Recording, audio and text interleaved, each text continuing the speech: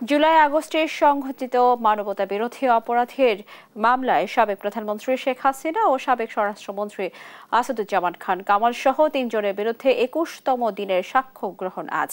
এ নিয়ে জানাতে আন্তর্জাতিক অপরাধ ট্রাইব্যুনাল থেকে সরাসরি যোগ দিচ্ছেন সহকর্মী সাবরিনা মজুমদার।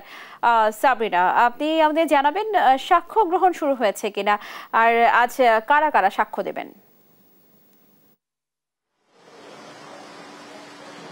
স্নেহা, জুলাই আগস্টে যে গণহত্যা, সেখানে যে নির্দেশদাতা অর্থাৎ সাবেক প্রধানমন্ত্রী শেখ হাসিনা এবং নির্দেশ যারা পালন করেছেন অর্থাৎ সাবেক স্বরাষ্ট্রমন্ত্রী আসাদুজ্জামান খান কামাল, সাবেক আইজিপি চৌধুরী আব্দুল আল মামুনের বিরুদ্ধে আজকে ২১তম সাক্ষ্য গ্রহণ চলছে। সাক্ষ্য গ্রহণটা কিন্তু অনেক আগে থেকেই চলছে এবং সেখানে আসলে প্রথমে জুলাই আন্দোলনের সময় নিহতদের যে পরিবার এবং সেই সাথে যারা আহত হয়েছিলেন সেই আন্দোলনের সময় তারাও কিন্তু সাক্ষ্য দিতে এসেছে এবং পরবর্তীতে আমরা দেখতে পেয়েছি যে এনসিপির যে আহ্বায়ক নাহিদ ইসলাম এবং সেখানে আপনার আরো যে মাহমুদুর রহমান, যিনি আমাদের পত্রিকার সম্পাদক, তিনিও কিন্তু এখানে সাক্ষ্য দিয়েছেন। তারা কিন্তু এই প্রতিটা সাক্ষ্য গ্রহণেই কিন্তু জুলাই আগস্টের সময় শুধু না, এই গত ১৫ বছরের শাসনামলে সাবেক প্রধানমন্ত্রী শেখ হাসিনা সরকার যেভাবে গুম, খুন, নির্যাতন চালিয়েছে নিজেকে ক্ষমতায় রাখার জন্য, সেই প্রেক্ষাপটগুলো কিন্তু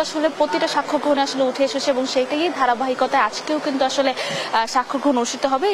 তবে একটি বিষয় জানিয়ে দিতে চাই যে প্রসিকিউশন থেকে কিন্তু আমাদেরকে বলা হয়েছিল যে নাহিদ ইসলাম সবশেষ সাক্ষী, কিন্তু পরবর্তীতে কিন্তু কালকেও দুজন এই মামলায় সাক্ষ্য দিয়েছেন এবং সেখানে একজন জুলাই শহীদের পরিবারের একজন সদস্য এবং একজন আপ বাংলাদেশের যে আহ্বায়ক যিনি ছিলেন, তিনিও কিন্তু সাক্ষ্য দিয়েছেন এবং সেই সাক্ষ্যে উঠেছে জুলাই গণহত্যার সময় কি কি চিত্র তারা দেখেছেন প্রত্যক্ষদর্শী হিসেবে, বা তার একজন বোন ভাইয়ের বিচার দাবি করেছেন এবং সবাই কিন্তু এই সাবেক প্রধানমন্ত্রী শেখ হাসিনা, আসাদুজ্জামান খান কামাল, সাবেক আইজিপি চৌধুরী আব্দুল আল মামুনের বিচার দাবি করেছেন। প্রতিটি সাক্ষ্য গ্রহণেই কিন্তু আমরা এটা দেখে আসছি।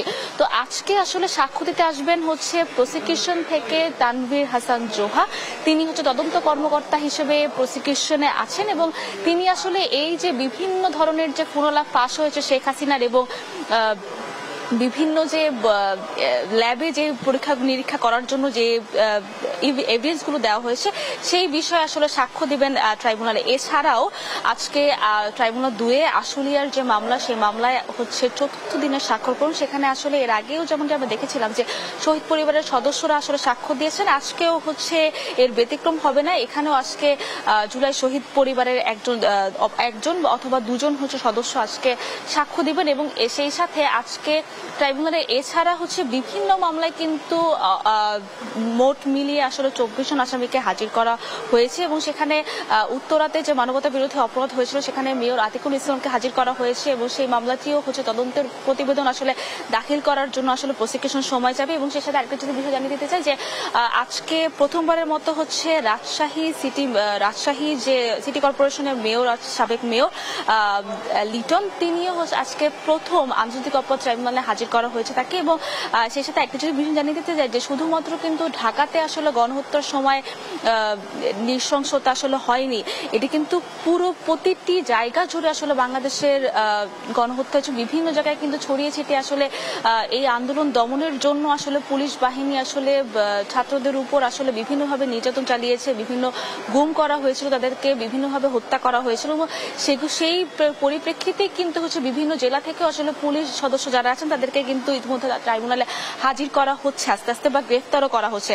তো এখন পর্যন্ত ট্রাইব্যুনাল 1, ট্রাইব্যুনাল 2 কোনোটিরই বিচার কাজ শুরু হয়নি। যখন বিচার কাজ শুরু হবে তখন আমি আপনার মাধ্যমে জানাতে পারবো দর্শকদের যে কি কি নতুন তথ্য আজকে উঠে এসেছে এই আন্তর্জাতিক অপরাধ ট্রাইব্যুনালে। তো এখন পর্যন্ত আন্তর্জাতিক অপরাধ ট্রাইব্যুনালের সর্বশেষ খবর এই ছিল। স্নেহা।